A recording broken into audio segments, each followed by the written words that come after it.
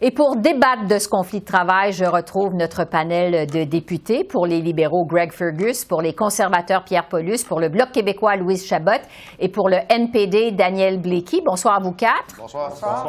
Bon, on vient d'entendre le chef de l'opposition officielle, Pierre Poilievre, critiquer Justin Trudeau pour sa gestion de la grève. Pierre Paulus, je vais donc commencer avec vous. Est-ce que le gouvernement devrait proposer plus que 9 % d'augmentation de salaire sur 3 ans aux fonctionnaires? Actuellement, on est rendu, on est en mouvement de grève à travers le Canada de 150 000 fonctionnaires parce que Justin Trudeau n'a pas su gérer ça dans les 2 dernières années, après avoir augmenté la fonction publique de 30 % d'avoir augmenté les dépenses du gouvernement pour la fonction publique de 53 % On se ramasse aujourd'hui avec un conflit. Nous autres, on ne comprend même pas pourquoi on en est rendu là. La problématique est beaucoup plus en amont que ce qu'on vit là. Et là-dessus, on n'a pas de signal que le gouvernement semble prendre ça au sérieux. On dirait que c'est comme, encore une fois, on s'amuse. Puis pendant ce temps-là, c'est quoi qui se passe? Bien, les services publics. Hein? On voit la crise des passeports qui recommence, l'immigration, les dossiers de tout ordre. Sur la question que je vous ai posée, est-ce que le gouvernement devrait bonifier son offre salariale de 9 %? C'est parce qu'à la base, les négociations depuis 2 ans, on menait à quoi? C'est quoi qui était proposé? On n'a pas toute l'information de notre côté. On ne sait pas ce qui s'est dit, ce qui ne s'est pas dit. Ce qu'on sait, c'est qu'on se ramasse avec un conflit aujourd'hui. Et est-ce que la solution, c'est de donner tout ce qu'on demande? Il faut savoir comment que la négociation s'est passée, où on en est rendu, puis ça, on ne l'a pas. On ne sait pas. Du côté du Bloc québécois, Louise Chabot, on le sait, vous êtes contre une loi spéciale pour forcer le retour au travail des fonctionnaires. Mais on a vu quand même que les moyens de pression se sont intensifiés au cours des derniers jours. Est-ce que vous pourriez changer d'idée sur la loi spéciale si on ressent de plus en plus les effets de cette grève? Non, le recours à une loi spéciale, c'est pas une solution. Puis dans le conflit de travail qu'on observe, je pense que la meilleure solution, le meilleur règlement, c'est une entente négociée. Puis c'était ça que le gouvernement doit prendre acte là où nous sommes rendus aujourd'hui.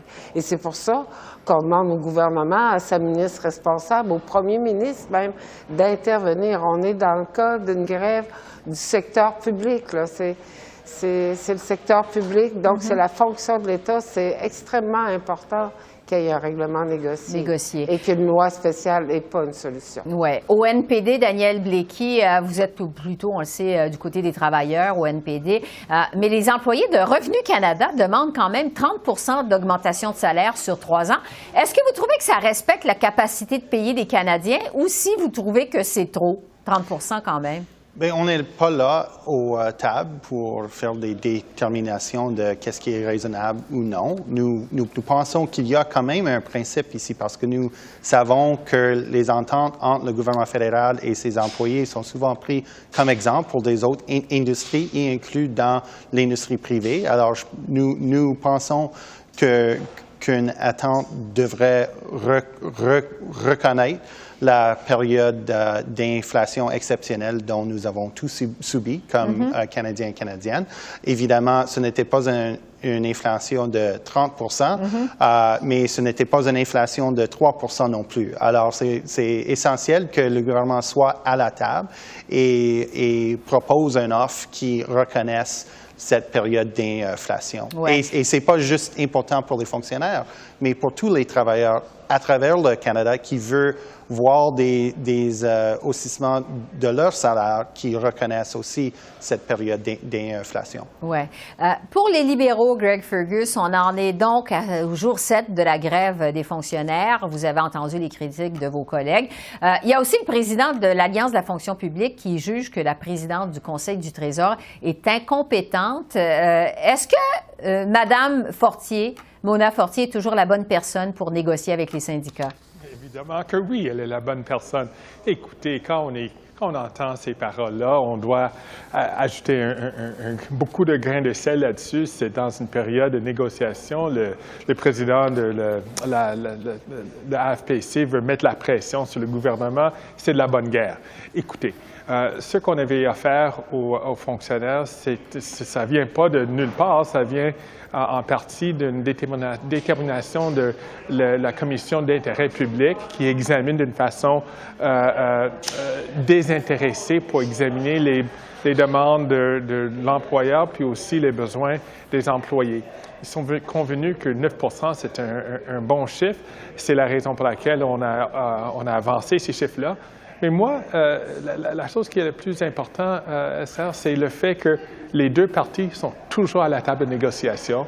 Tout le monde travaille en bonne foi, négocie en bonne foi. Et moi, je reste toujours optimiste qu'on va en convenir avec une entente qui est juste pour les employés et qui est raisonnable pour les Canadiens. Oui. Pierre Paulus, qu'est-ce que vous en pensez? Parce que quand même, Greg Fergus a un point. Les partis sont toujours à la table des négociations. Est-ce que c'est pas bon signe? Oui, absolument. Lorsqu'on négocie, c'est toujours bon. Par contre, si on revient sur Mme Fortier, moi, ce que je peux vous rappeler, c'est que, puis Greg, je pense que tu étais là à l'époque, l'année passée, il y a un an environ, au Comité des opérations gouvernementales, la ministre est venue témoigner sur le retour au travail. Puis à ce moment-là, après la COVID, puis on parlait de retour au travail. Puis déjà là, je posais la question, qu'est-ce qu'on fait? Est-ce qu'on ramène les employés? Puis il a dit, on fait une tentative par ministère, on va y aller comme ça, blablabla. Bla, bla, bla. Fait que quand on parle de leadership depuis 2 ans, là, de négociation, bien, quand on avait une réponse comme ça, on se dit, OK, on s'en va où avec ça? Ça donnait déjà un indice qu'on arriverait à un problème. Puis là, on le vit actuellement, et c'est pour ça qu'on blâme le gouvernement de Justin Trudeau. Oui. Louis Chabot, au Bloc, vous insistez sur la nécessité d'une entente négociée. Qu'est-ce que ça va prendre pour résoudre le conflit, selon vous? Bien, écoutez, tout à l'heure, vous parliez, oui, c'est une bonne nouvelle, ils sont à la table de négociation. Mais tu peux faire du temps de table de négociation, mais est-ce qu'il est productif? Puis actuellement, je pense qu'on connaît les enjeux du conflit, là, et les demandes. Et là, on est dans des services publics. Vous savez que c'est un gouvernement, c'est important pour un gouvernement d'avoir des services publics forts et de qualité. Puis dans ce sens-là, les conditions de travail, c'est une façon aussi de répondre adéquatement. Fait que je pense que là, les travailleuses et les travailleurs, la grève, là, c'est toujours le dernier recours. Ouais. Puis il y a un cri qui est lancé en disant on veut négocier, mais on veut qu'il y ait des mandats, on veut avoir cette capacité-là d'avoir un règlement. Je pense qu'il est là le message actuellement. Donnons tous les mandats nécessaires pour résoudre le conflit de façon satisfaisante. Daniel Blaikie, qu'est-ce que vous en pensez? Qu'est-ce que ça va prendre pour régler cette grève, selon vous, selon le NPD? J'ai parlé déjà du principe qu'on devrait avoir une offre qui reconnaisse les effets de l'inflation, mais aussi nous savons que le gouvernement a décidé de dire aux employés qu'ils avaient besoin de retourner au bureau après une période où ils ont embauché du monde qui travaillait n'importe où. Alors, si vous êtes dans la Colombie-Britannique, puis le gouvernement vient juste de vous dire que tu dois être dans un bureau 2 ou 3 jours par semaine à Ottawa, ça n'a pas vraiment du sens. Alors, il y a des enjeux de conditions de travail qui sont assez sérieux et pour certains des fonctionnaires publics pourraient même faire en sorte qu'ils doivent quitter leur poste. Alors, je pense qu'on doit avoir du gouvernement qui prenne ces enjeux vraiment au sérieux. Je ne pense pas que qu'est-ce qu'ils ont fait en décembre démontrait un niveau qu'ils prenaient cet enjeu assez au sérieux. Merci. Greg Fergus, je vous laisse juste pour répliquer là-dessus quelques secondes, le mot de la fin. Est-ce que le gouvernement a pris cet enjeu au sérieux? Absolument, on a pris cet enjeu au sérieux. Vous savez, on avait tous vécu quelque chose d'inusité. C'est la pandémie, la première fois depuis 100 ans. Et puis, avec les avances dans la technologie, on avait la chance d'encourager les gens de travailler de chez eux, de travailler parce qu'on ne voulait pas que les gens partagent le virus. Mais maintenant qu'on est rendu à des temps normaux, on a introduit une flexibilité qu'on ne voit pas ailleurs, là, que les fonctionnaires ont la chance de travailler de chez eux 2 ou 3 jours par semaine. Je pense que ça, c'est raisonnable. Ouais. L'employeur détermine les conditions de travail. Ça, c'est une façon, on a démontré, fait une grande preuve de flexibilité. Puis j'espère qu'avec ces avancées-là, ainsi avec la bonne foi, on va convenir à une entente bientôt. À suivre.